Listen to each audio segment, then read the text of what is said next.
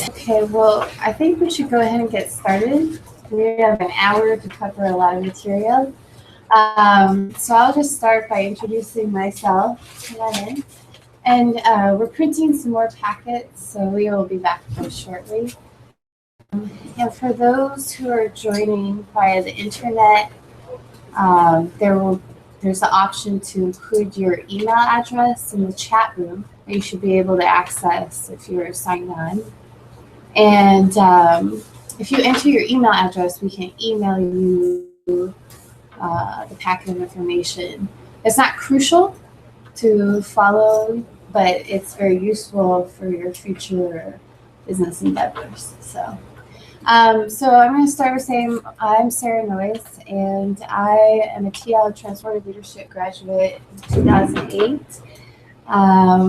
And for about 10 years now, I've been helping small businesses and nonprofits with what we're going to go over today, but also a lot of infrastructure building and networking, business development, marketing, and also recruiting. We're going to do a lot of recruiting for all types of different positions. So today I want to go over, the basics around deciding on entity status, networking in a way that works for you and your business, because I know that networking can, just the word itself can bring up a lot of negative connotations. So I want to address that. We'll talk about different resources that exist in the Bay Area, but if you're not in the Bay Area, to look for the same types wherever you're located. And we'll have opportunity for questions and answers. For those that are here, there will be questions coming in via the chat, so we'll address those as well. If we could just quickly go around the room for those that are here, if you could just tell me your name and just, very brief, like one sentence, because we don't have a lot of time. Otherwise, I'd love to hear more. What brought you here today? So, I'm Meg, and I just started a career as a tarot reader. Hi, I'm Maylin. I am trying to figure out what to do with part-time yoga teacher, Reiki, and as of next week, holistic lifestyle coach. So, my name is Sandeep, and I'm interested in starting a business.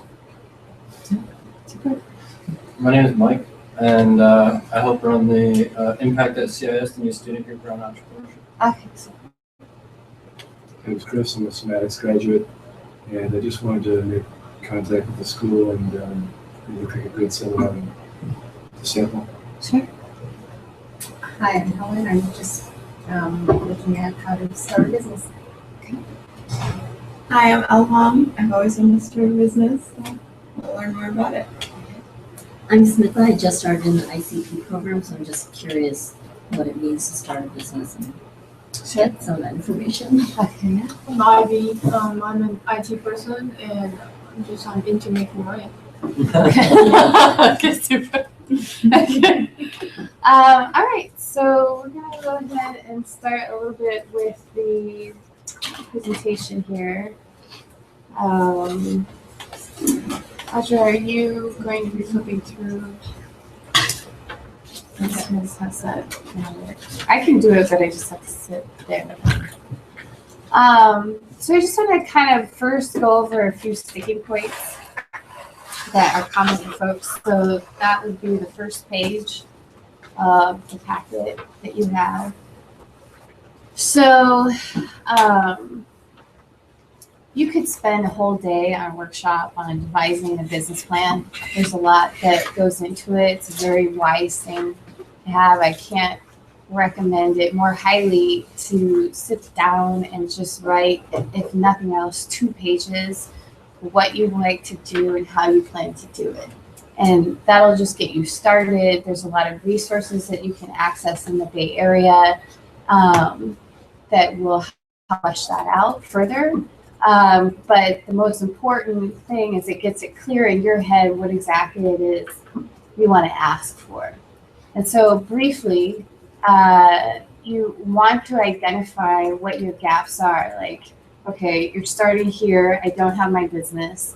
The end point is I have an operational, successful business, and everything in between are potential resource gaps. So then when you identify those by fleshing out your idea a bit more, even just a couple pages will help this.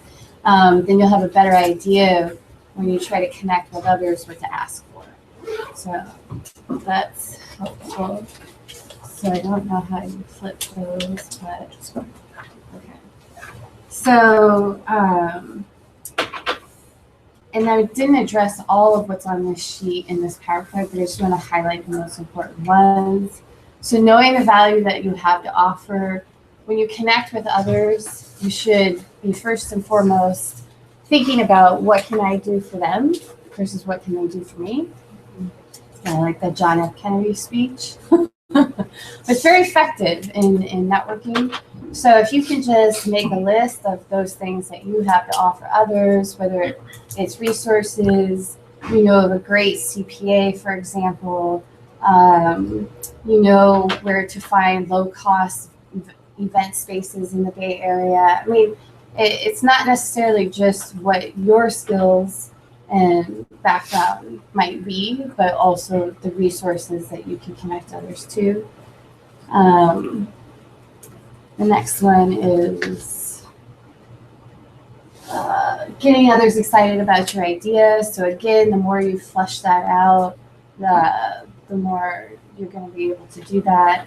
And then there's a resource here listed, which is a great TED Talk on how to great leaders inspire action.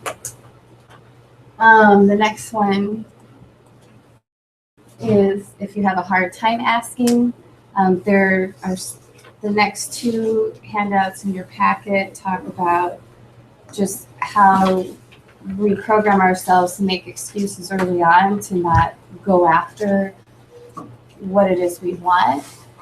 And again, we could talk a lot about this topic in and of itself, but really the goal in this first part of the workshop is just to point you to a bunch of resources to address these issues more on your own time. So another one about that I think is super important is that they now know that our brains make decisions at least 7 seconds before you're actually aware of them. So a lot of times, you know, we'll just be about, like, say you're at a prime networking event, you know, and you're just about to go introduce yourself to someone, but you might have a fear around that. And so before you can actually get yourself up and walking across the room, your brain has already decided and you sit back down and you don't do it. So just sort of being aware is half the battle, to know that the brain is going through these obstacles, right? So again, we can't talk a lot about it, but I think it's important to address. Next one. Again, building resources. So, you know, building resources is really about what you can do for other people and then thanking them for whatever they do for you. So there are a couple of resources here about that. And then the final one is basically, you know, if the person you're talking to or interacting with at the time doesn't have the resources they need, there's a resource here on how to leverage the networks of other people. Any questions about that so far? Okay. The person may not have the resources that you need, but they may have other resources that you don't even aware that you need. Exactly. But all the more reason to sort of list out what it is your resource gaps are ahead of time so that you can, but it's true. They might point you to a resource that you didn't know you needed, for sure. Yeah. Alrighty. So I wanted to move on now to entity status.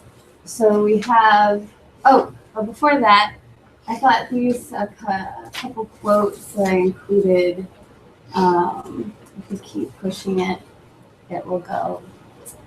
It went really fast. Yeah, there. sort of came up. So, bureaucracy is tedious and frustrating, as we all know.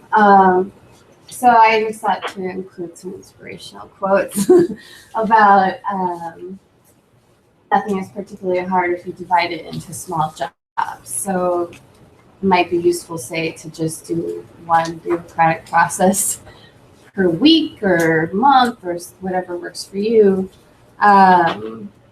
But figuring out your entity status is a complicated procedure, and we're going to, discuss the different options and what tends to be the best entity for a particular idea over the others. But I cannot emphasize enough that you should talk with either a CPA or an attorney to make the final call on that decision. There are lots of online services too, such as Zoom, that will help you establish your entity.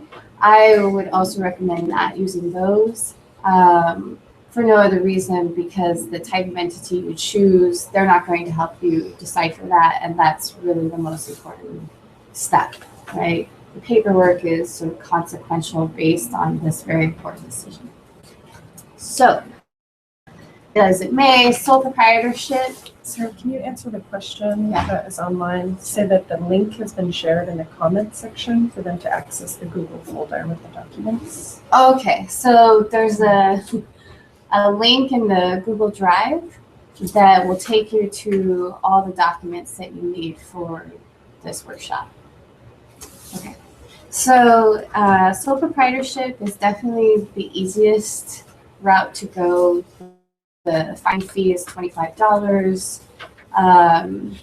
You're kind of done once you do that. So they're ideal for, say, a life coach, a yoga instructor, someone who's basically, so we're looking at this spreadsheet right now, the second spreadsheet.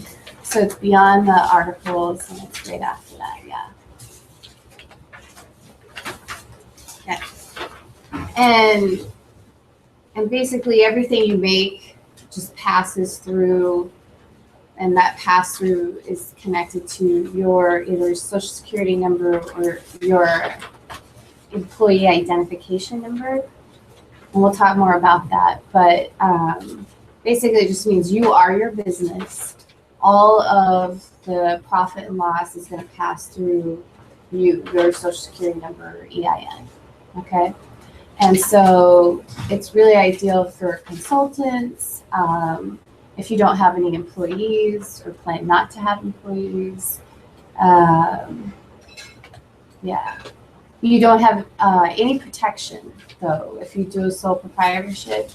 If anyone chooses to sue you for business-related activity, then they can get at your personal assets as well. So there's there's no protection. Now, if you go over just into the left-hand column, you're going to see another little note about additional resources about fictitious business name. In the state of California, if your last name isn't in the business name, then you'll also have to file a fictitious business name application. And that is, it depends. It's somewhere between $100 and $115 because you also have to have a notice printed in a local paper. So that really the majority of the cost is around the Chronicle publishing for several weeks in a row. And once that publication is complete, then they say, yes, you can now use this as your fictitious business name.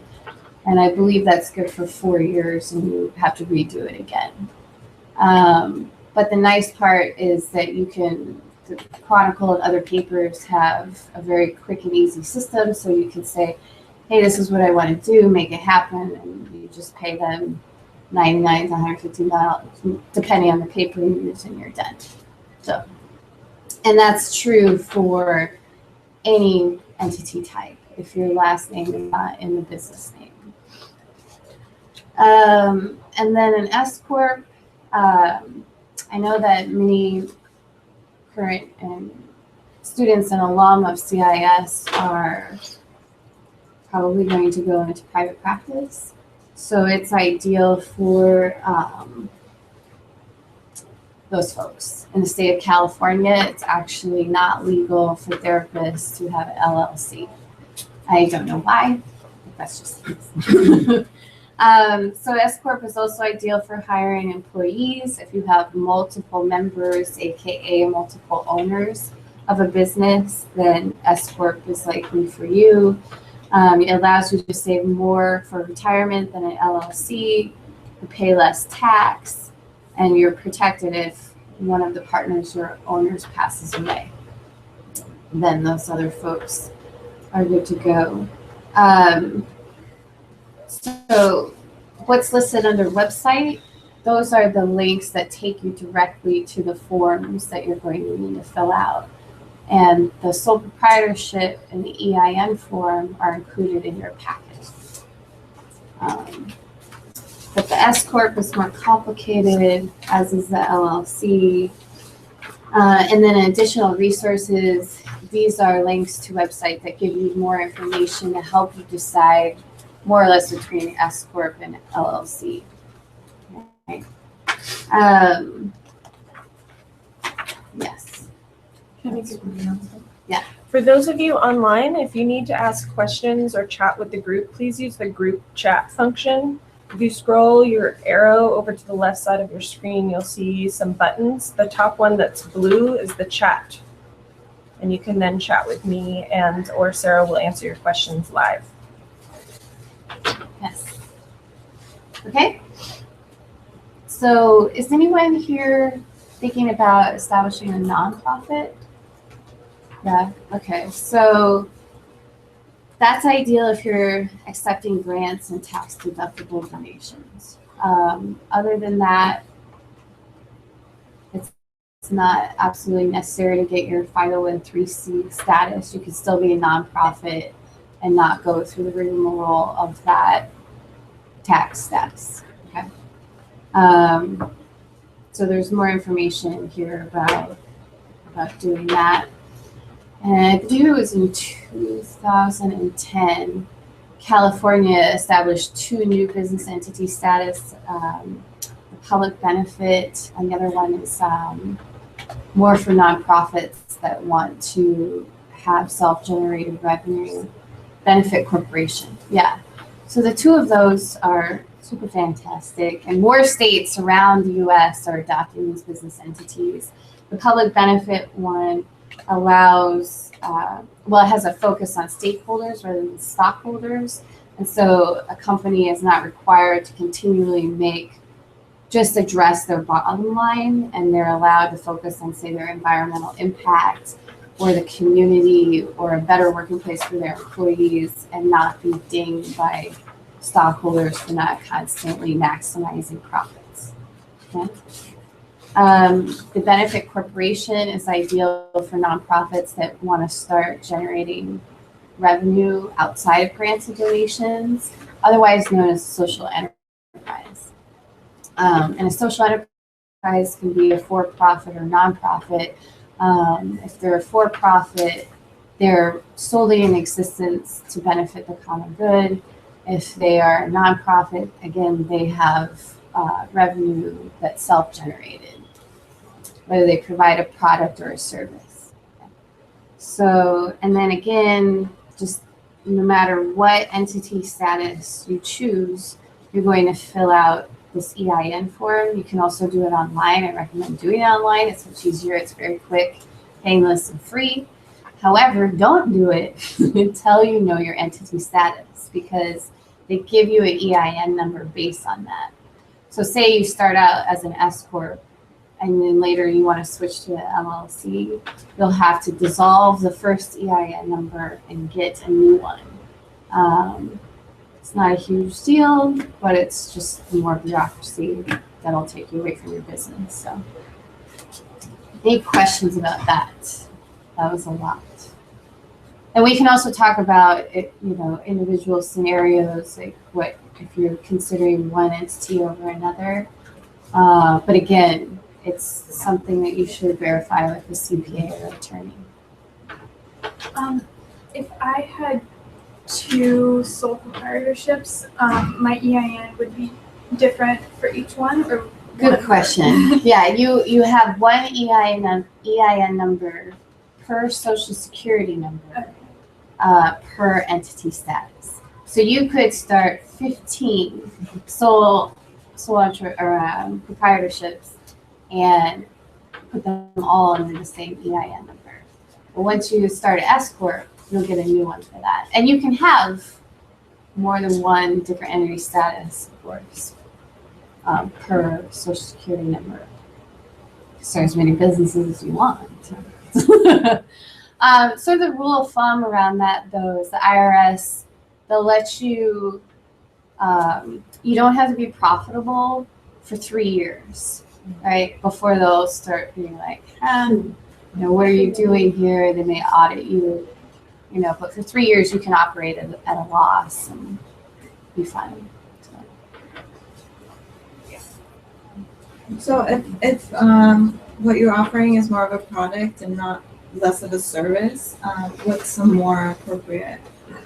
Yeah, so you would probably want to go with LLC or S corp because of you don't know the ramifications of your product, how people are going to use it, and so you want to protect your personal assets from any lawsuit.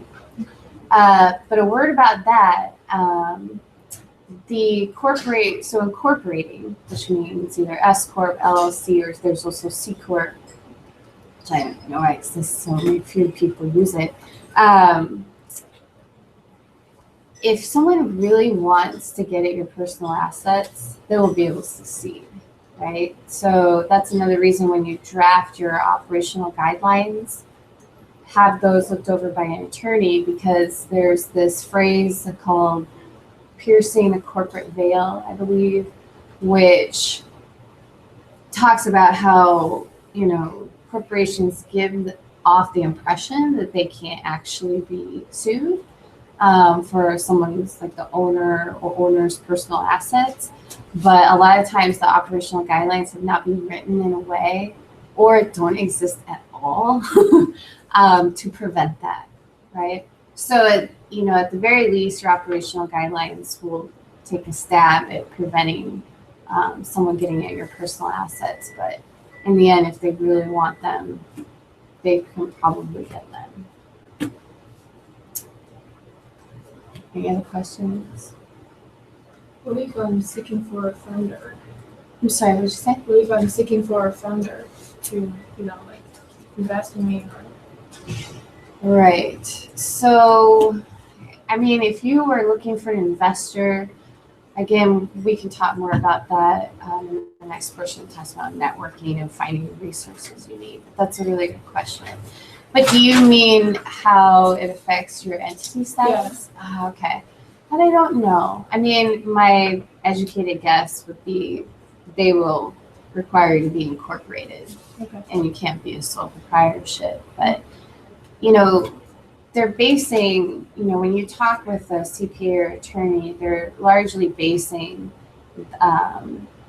their recommendation on how much revenue the business plans to see that year. Profit, I'm saying, yeah. So kind of a rule of thumb, for example, if you start out as a sole proprietor, then once you're profiting around $50,000 a year, it is probably advantageous to switch and become incorporated as an S corp or LLC. And as an S corp, you're only paying taxes on what the corporation makes, not how much you make. So you can pay a little bit less tax, depending if there's more revenue than you actually take out for your salary in the business, if that makes sense. Because going back to the idea of the sole proprietorship, you are your business, so they're one and the same. They just pass through each other in terms of in the eyes of the IRS, right?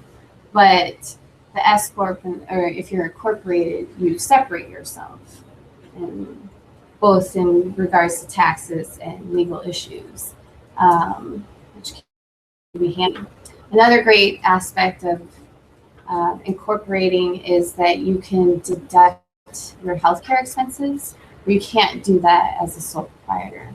And when I say healthcare, I mean absolutely anything that could even be remotely associated with taking care of your personal self.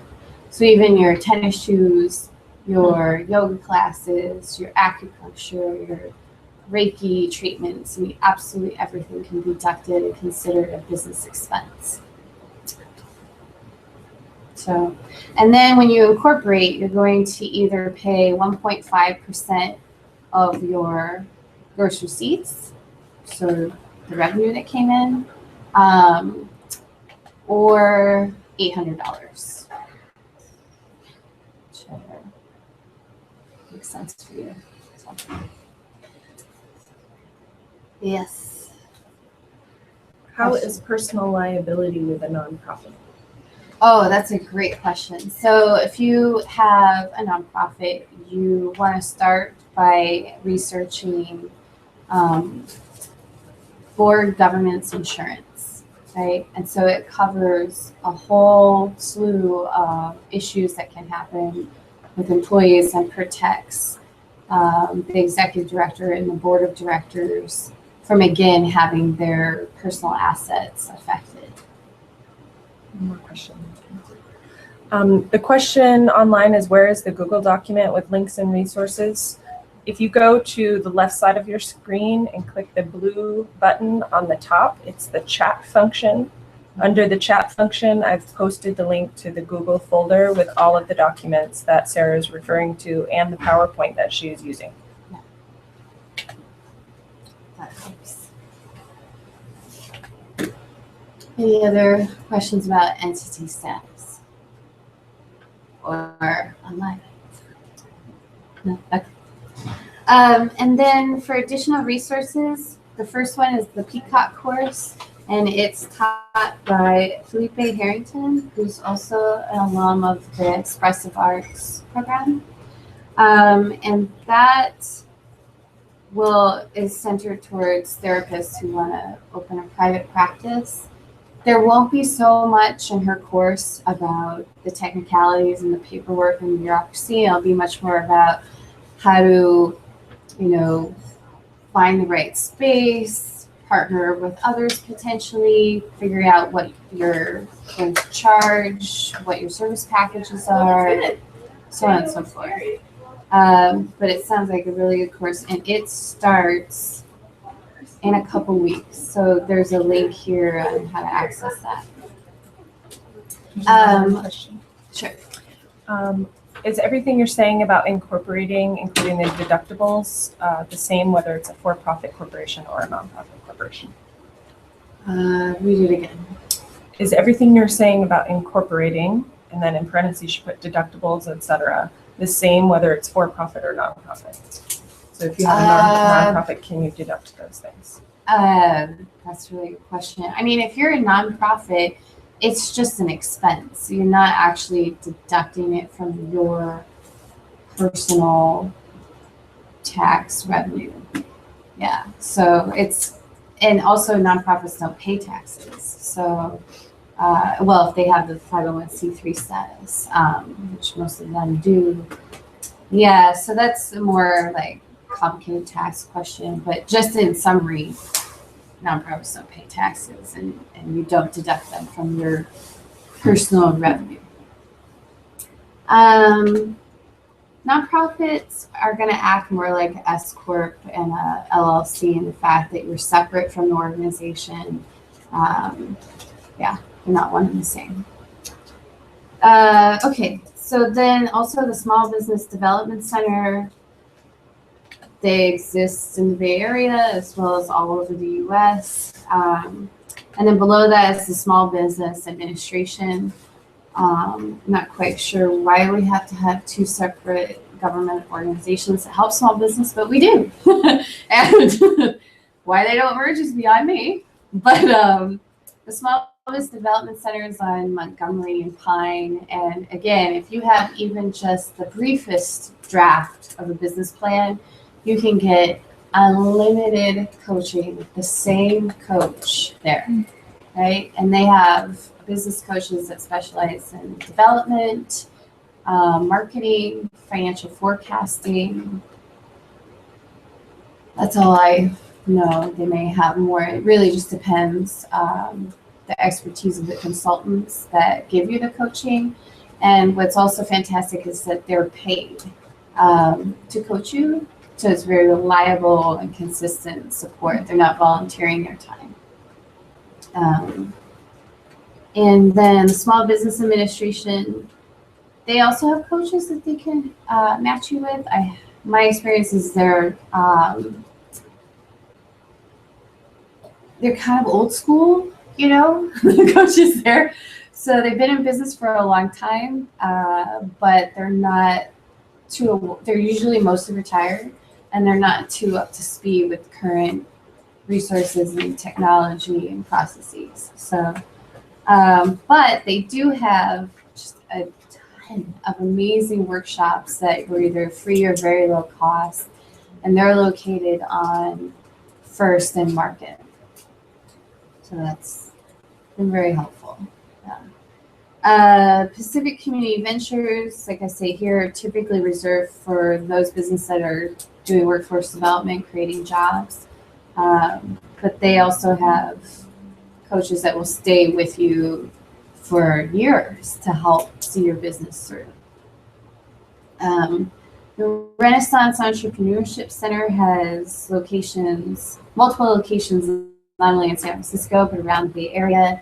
And I don't know if anyone's heard of Women's Initiative, but they recently merged with the Renaissance Entrepreneurship Center.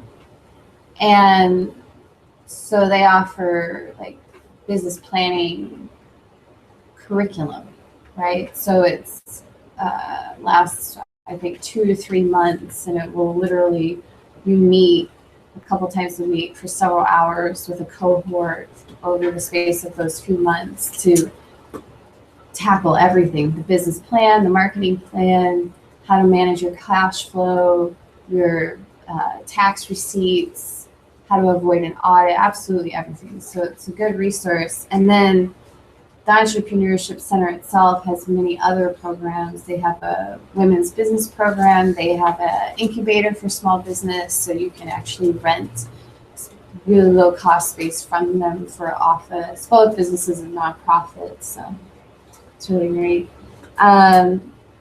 For those nonprofit folks, whether you're in the Bay Area or elsewhere, there's the Young Nonprofit Professionals Network. The listserv that exists for the Bay Area is fantastic. I can't recommend it highly enough, just getting on there, because you will become not only pointed to so many useful resources through other people's questions, but you can post any question of your own, and it goes out to about 5,000 nonprofit workers in the Bay Area who are eager to answer your question. And they also have a separate list just for jobs, but many of the job postings also get posted to the main listserv. Similar to that is the Social Enterprise Alliance. There's the Bay Area chapter. I'm very involved with it. I used to be involved with the Young Nonprofit Professionals Network as their networking manager, and now I organize programs for SCA, as well as recruit volunteers if anyone's interested. But it's a great way to network. But if you can also join their listserv, and you'll be advised of all the upcoming workshops that they have. We just had one a few weeks ago that was about finding your dream job in social enterprise, or how to find the ideal employees to work for your social enterprise and onboard them. But there's all sorts of different workshops that they do. And then the last resource is very important. There's a statistic out there that 50% of businesses fail within the first 5 years, and 90% of those fail because of poor bookkeeping, and not knowing what's expected in terms of quarterly payments. What's your tax rate, especially if you're a sole entrepreneur. So it's very helpful to have an easy to use system. I recommend the online Intuit QuickBooks. But the next webinar that I'll be teaching on March 26th, there'll be a little bit more information again about choosing entity status based on taxes. But the majority of the workshop will focus on tracking the right expenses and avoiding an audit. And it's easy to avoid an audit, you know, if you just follow these simple steps. So if you want to attend that workshop, that's another resource. Any questions about those? No. Okay. And then again, I just assume, I could be absolutely incorrect, that many of you will choose the sole proprietorship. So I included that application here. And all you have to do is fill it out, mail it to the tax collector with $25, and you're done, I guess, unless you need to do the fictitious business name statement. Again, there's the EIN application, but I recommend just doing it online. So, yeah.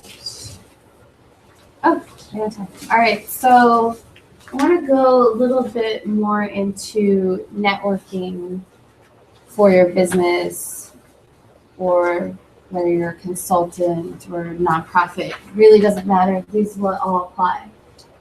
So when you go to a networking event, it's really important to just have an intention in mind. Think about what you want to do with your time there. It's also very helpful to actually think of 2 to 3 conversation starters. Because I don't know, even though, I don't know about your guys' experience, but I'm an extrovert, and even still I find these things beyond challenging and kind of dull. But they're important because you're going to meet people that are going to help you with your goals. Next one. Yeah, be selective. You know, there are many meetup groups. There are just never-ending supply of networking events to go to. So you could kind of get lost in joining meetup groups and going to events, and they're really not applicable.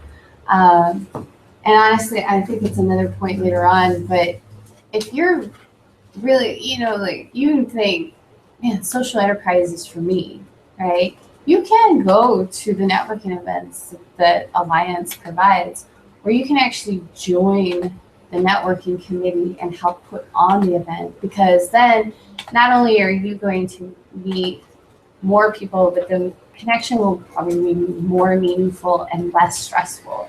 Because if you're involved in the production event, I think it makes sense that people are going to then come up to you, right? And they're going to see you immediately as a resource. And that's very cool with networking. Next one, yeah. So not only should you volunteer for a committee that seems highly in line with your interests, but why pay through the nose to go to these conferences where you're having to do the same thing, walk up and approach people, when you can volunteer for the conference and not pay?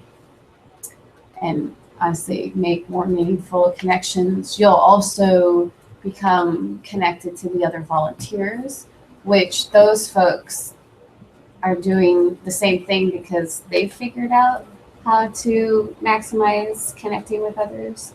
And so they're going to be, they tend to be highly networked themselves. And what I mean by highly networked is they have a large network of influential, useful people, right? Next one. Oh yeah, treat your networking like a job interview, arrive on time. Rested is the most important of these 3. And prepare to talk about your business or career aspirations. Yeah, if you feel overwhelmed, pick 3 networking relationships to cultivate. So of all the people you're meeting or people you already know, focus on just those three, figure out what more and more and more, what can I do for them? Yeah. Next one. So that brings us to the last page in the packet. It's very important to track your networking. So you're going to list what it is you did, what did you have to put into it in terms of time, money, or other resources? What was the return? You might not know that right away. You could leave that blank, fill it in later. I just put together a Google spreadsheet, and whenever I think, I go, and you start to see some interesting patterns that can influence where you spend your time in the future. Mm-hmm. The part where you list your experience is really maybe a better title would be, how did it make you feel? Because you could spend a lot of time on something that had a good return on your investment, but it didn't feel good, and so you can figure out why is that and decide if you want to avoid that. And then next steps is really just any notes to yourself, particularly around following up. And that's it in terms of networking. Are there any questions about that, or what are other people's experiences also, and what's worked for them? This is just what's worked for me, but Yeah.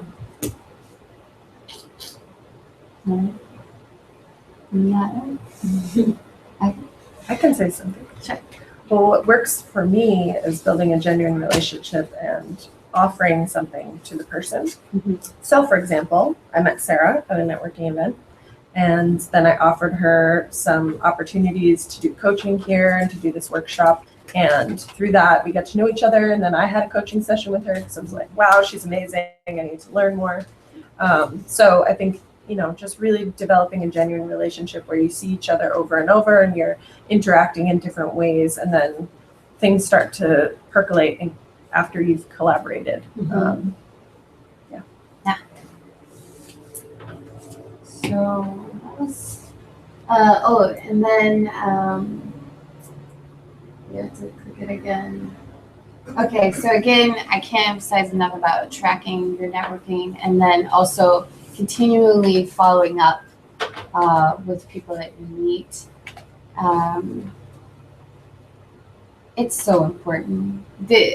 Following up with your networking connections is really going to be huge leverage for your business and its success. Or a negative way of saying that is nothing could really hurt your business more than not following up.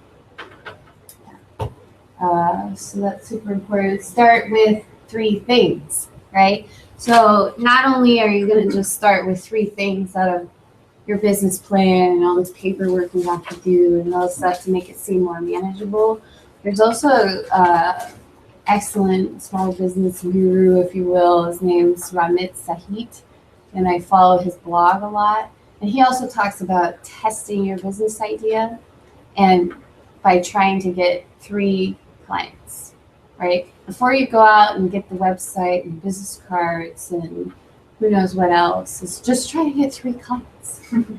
See if it's, test the waters and see if the fish bite. So that's really helpful. Question. Someone online wanted to share their networking experience, and Artemisha says what's working for her is collaborating with amazing people in her home community, people she already has friendship or friend relationships with, that are really excited about the idea and also supporting her. And they're well networked, so then she can access their network. Yeah, and that's a good point, is to think of all the communities of which you're a part. So it didn't even occur to me until about 7 years into my business that maybe I could tap the dance community of which I've been a part of for 20 years.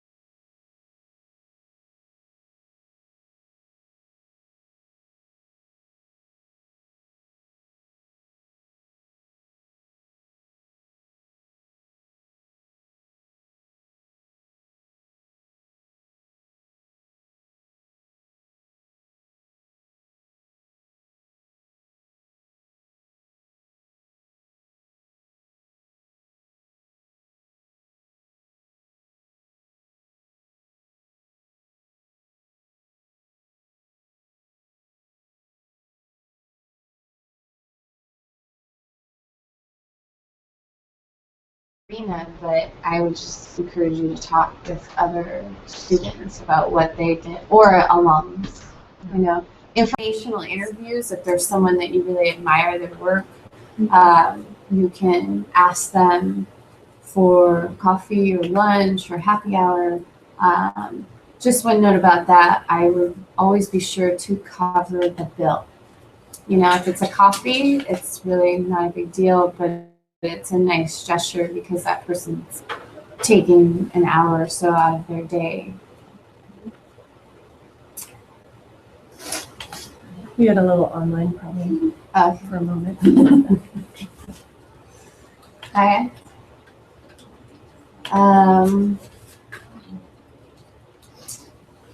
So what do you think? What was helpful about this? What are you taking away that works for you or helps you? I'm new to California, so Yeah. I just wanted to get information on the entity types, and I'm thinking of nonprofit for one project, and I'm thinking of for-profit for this other project. Okay. Yeah, and that's a good point. If you're not in California, you know, if you're a sole proprietorship, you're always going to go look at your state's tax collector website. And then for the incorporating, you will go to the Secretary of State's website. Yeah. Cool. Can I ask a question? What's the best way to kind of market our business to CIIS students? Well, I would say definitely have some online presence first where they can easily go to learn more. And that can be as simple as a Twitter feed or a Facebook page. You don't have to go all out with the website to begin with to start marketing and getting those clients. Because again, I really advocate for the testing model. And then the listserv is, you know, I'm assuming you're all part of. It's a great way to get the word out. But beyond that, what would you say? Are you all a part of the listserv, the student listserv? Okay. Yeah, I would I join feel like I that. signed up, but then you go to this page and do you have to click on different? Like, is there one student listserv or do you click on different? There are many listservs that are through our listserv functionality. So your programs send you emails through that listserv, for example. For the student listserv, you do have to actively go in and sign up for it to receive it. If you go to the Student Life tab on myciis.edu, and on the left side, click on Student Listserv. I think it's all the way down at the bottom. Then you follow the instructions, and you can request per email or one daily digest. There might be a weekly digest too, that might be wrong. And if you have trouble with that, or if you ever get kicked off, you can always email studentaffairs@ciis.edu, and they can get you back on. Yeah. But you could also put together a webinar and do some continuing education for your fellow student friends and alums. So, Yes, that is very true. Call me.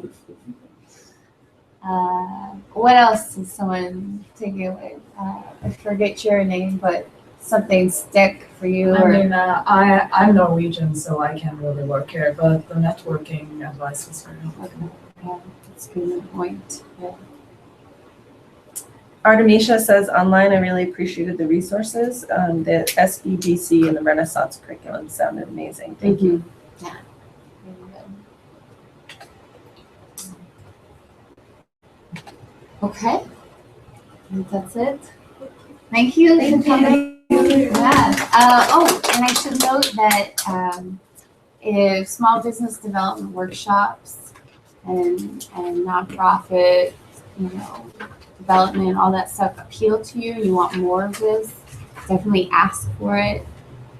Because I think I'm getting the impression now that CIIS gets it and that this is a necessary resource for students.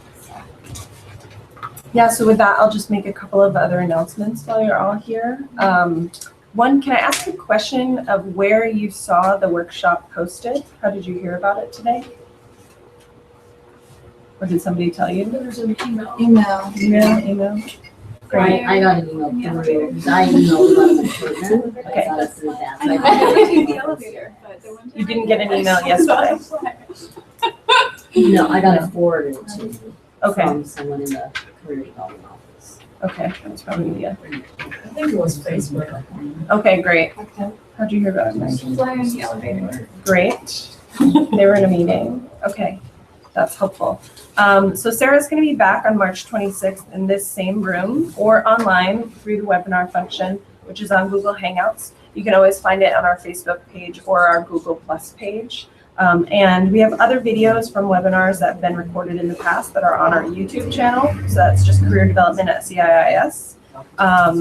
And yes, I would say what Sarah said about asking for what you need. If there are things you need, then ask us and we can try to provide them. If it's very specific to you, then I'll probably just recommend that you have a coaching session with me. And Sarah does a little bit of contract coaching with us as well if there's something that I can't provide specifically. Although I should say there's a caveat with that. We have a small budget right now for this. So if you need very technical business development stuff, then I would try the SVDC. But Sarah is also available for private coaching, and so you could talk to her about that. Any other general questions about career stuff? And for your private coaching, what would you say is your largest comparative advantage? I've just been doing it. Yeah, so I do this for businesses and nonprofits. So Well, I mean, what stage of business or what? Oh, like what do they tend to look like? I mean, I know most of the people I work, a lot of sole proprietorships, some LLCs, but I would say the most are nonprofits and social enterprises. Any other questions? So if you're a student and you're interested in business related things at CIIS, we also have a new group called Impact. Like over here in the corner is one of the co-founders of the group. Sandeep is in the group. I'm advising. So if you have questions about that or want to participate, let us know. And the next meeting for that will be on March 10th at 4 p.m. I think that's it. Stay in touch. Yeah. Career development at CIIS.edu. Yeah. If you have questions. Just